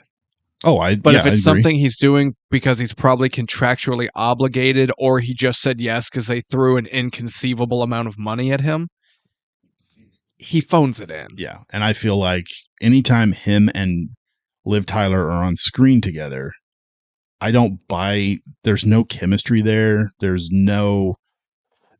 Just it feels very phoned in from both of them. But this movie is underrated. Oh yeah, This Unloved Bastard Child. And I'm not a fan of the Hulk, but you are not wrong. This Hulk looks way better than the Ruffalo Hulk. I don't know how I feel about Ruffalo Banner versus Norton Banner. I don't mind Ruffalo Banner. I think Mark Ruffalo does a good job as Banner. I like Mark Ruffalo a lot. I think he's a good actor. He's fine. But there's totally fine. Watch it. But this movie it gets way too much hate, I think. It has awesome, every action scene in this movie is awesome. From the bottle factory to the campus to the infight with the Abomination. The CGI effects hold up really, really well, considering even the Blonsky abs. But I mean, you get Tim Roth does a fantastic job as Blonsky. Man, he is so cool. And honestly, I think we can stomach Liv Tyler and Edward Norton phoning it in because William Hurt and Tim Roth go so hard. Oh, absolutely. Absolutely. So when we pulled this from the hat, I was not real enthusiastic about watching it again. And I think I just forgot about how good this movie was. Because when I was done with this, it's like, man, this is good. Hulk is badass. This is good. So yeah, this movie's worth the ticket price. Oh, I didn't know. I really didn't know if you were which way you were gonna go. Yeah, hell yeah, this is definitely worth it. Did you have any awards? I have a couple. So, I only have a couple. Okay, nothing crazy. I have the Halle Berry. Does it go to anything Liv Tyler says? No, it goes to what Banner says. You won't like me when I'm hungry. I hate that shit where they mess up the language, and I just hate it. It drives me insane. Fine. It was fun, you grump. You old fart. Hate it. Okay, well, the Shelley Duvall Award to Liv Tyler. I don't know if I would even give her that. Oh, come on. No, she's not that bad. I give her the Brie Larson Award for bad acting. mean. It's terrible. Oh. Bruce. I'm like, have you been jogging? Like, why is it every time you talk, it comes... No. Take the antidote. Get me a pizza. Okay, the Morpheus Award. William Hurt. I have the Morpheus Award, but I kind of cheated a little bit. Okay. We see it, but we don't see it. It's for the purple pants. No. Yes. That's the golden missed opportunity. We need the purple pants, and he would have looked awesome. Hulk would have won this. Oh, yeah. The scene where he goes to square up with Abomination and he rips the shredding of shirt, which looks great. But if he had the dark, dirty purple short, like, yeah, they should have put him in somehow, I believe. Yeah. That's favorite part. I have one more award. Oh! Mr. Joshua Award for secondary villain being better than the main villain. The main villain is Ross. Abomination is Ross. No, I think there's a dynamic shift. There is, but at the most of the movie, it's Ross. Fair. And then Abomination comes in. I'm not going to argue because in the beginning, Ross is portrayed as the main antagonist. Yes. And Blonsky comes in, and Blonsky is better than I agree. I mean, but this barely. This is one of the instances. This might be the first ever recorded instance where this award is given out, but not because the main bad is a wet fart. Oh yeah, absolutely. No, because Ross is cool, but Ross is awesome. Blonsky kicks ass. Yeah, and the fact that Ross switches is kind of why it goes to Blonsky. Yeah. But yeah. So what'd you say? Best Wait. part? Because Blonsky might also be a recipient for the Golden Gruber. Because For the best villain? Abomination is awesome. Yeah, he is pretty cool. Tim Roth. Obviously, you're always invited on the show. Love you. And we'll talk about your favorite movies all day. But we want to award you as the first ever dual recipient of the Golden Gruber and the Silver Henchman. Mr. Joshua Award. Mr. Joshua and the Gruber. Hell yeah. This has been a landmark moment for the show. Oh my God. All right, favorite part. Sorry, I just knocked everything on the touch. It's all right. Oh, No, God. our camera. Earthquake. My favorite part of this is the bottle factory scene. It's You mean when he's fixing the power absolutely. box and he cuts his thumb? Yeah, And and that guy that watches that bottle go by and just puts a glove over it That's like not my Laverne and gut- Shirley. I don't get paid enough. They're my goddamn gerb. I don't give no damn shits. In Portuguese. In Portuguese. No, it's that horror movie portion of this. Yeah. It's so cool. Just him in the dark kicking everybody's ass. And we're all terrified. Like, Yeah. what the hell is this? Because thing he's a look like? monster. Yeah. That's my favorite part. Hulk smash. That's your favorite part? Goosebumps every time. Goosebumps. Still? The voice is perfect. Yeah. And he hits the ground, causing the fissure.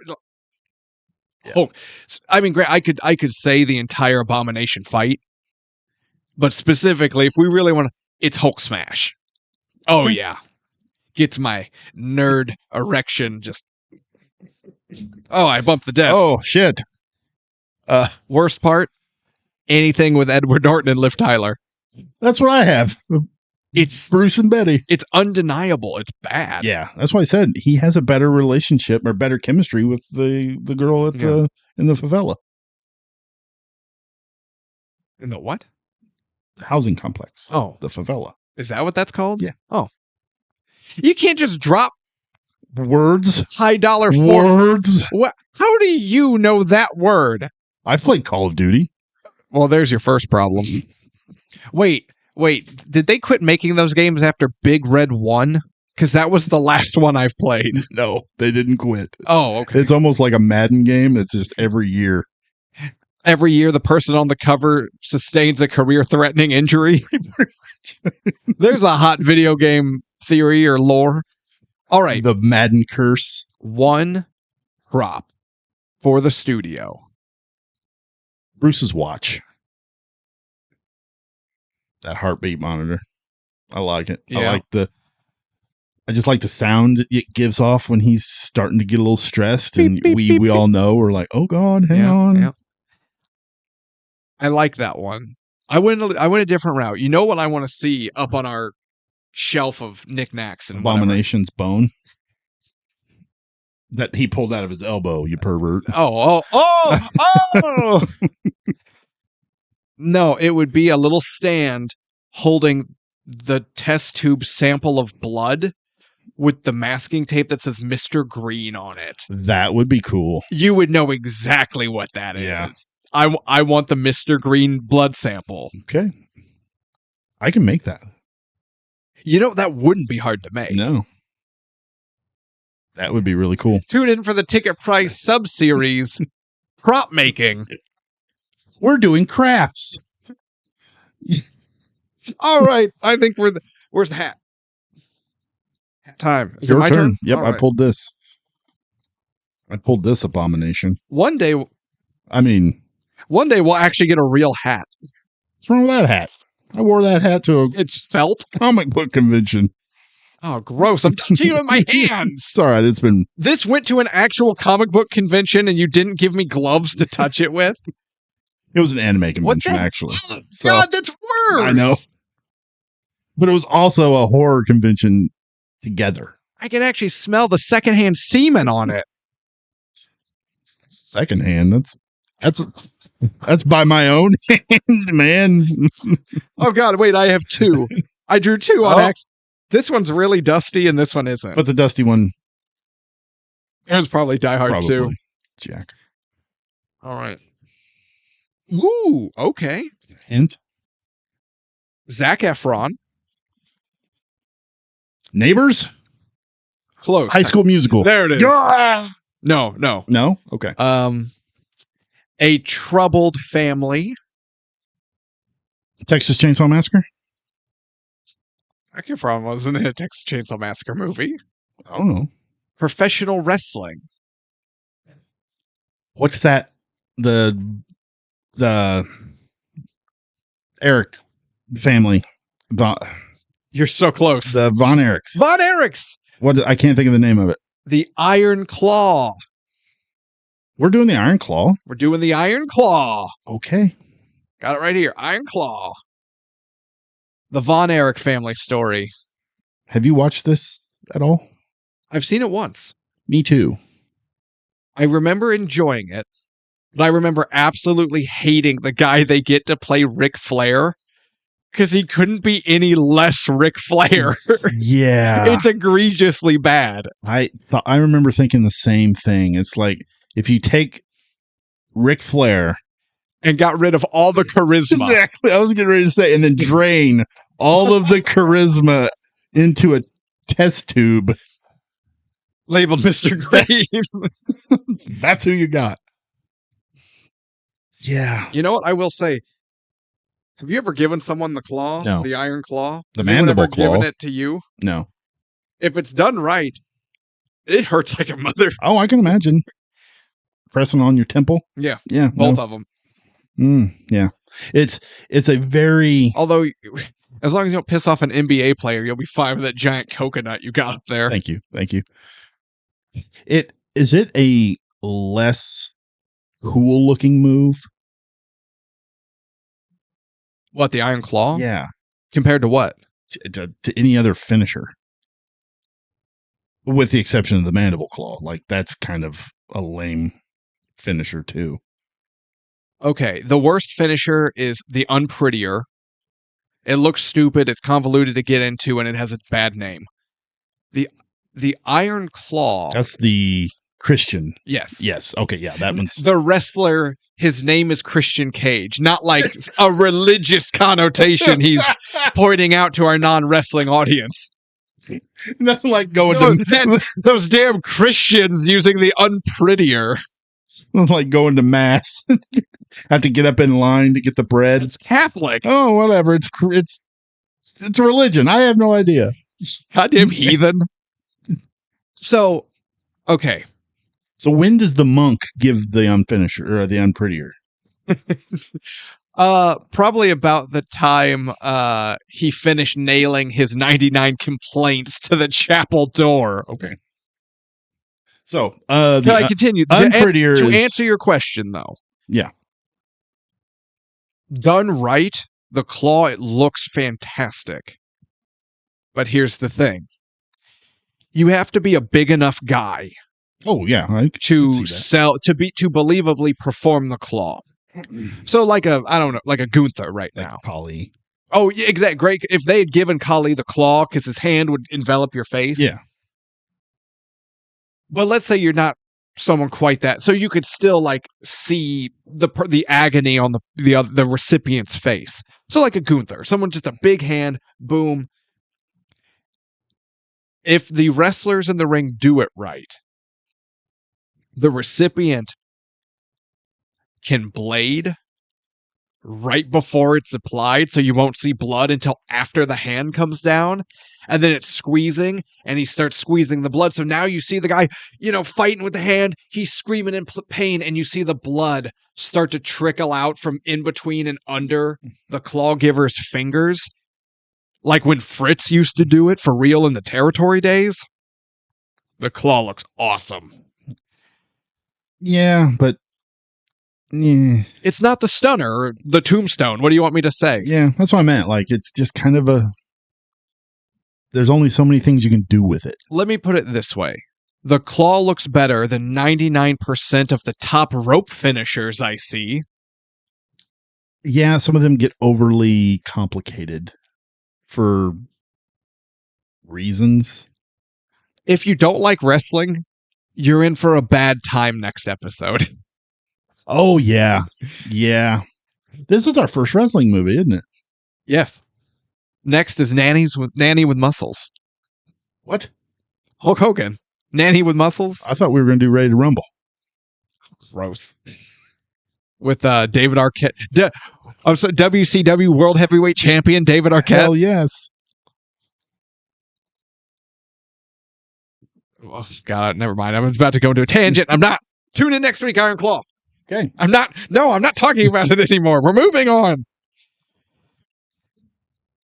If it takes you 45 plus seconds to get your balance on the top rope to do your shitty moonsault or what, corkscrew or whatever it is you're doing, don't get up on the top rope.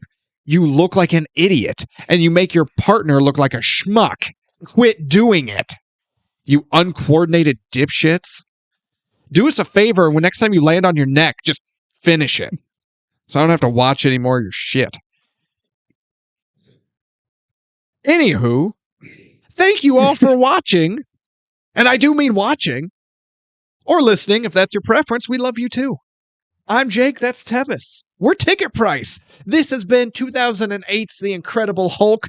Surprisingly, unanimously, worth the ticket price. Tune in next week as we look at the Iron Claw. Tevis, anything for the people? No, not at the moment. All right. Well then, as always, the most important thing, and we mean this wholeheartedly, because it's a weird world out there. We live in kind of a weird time.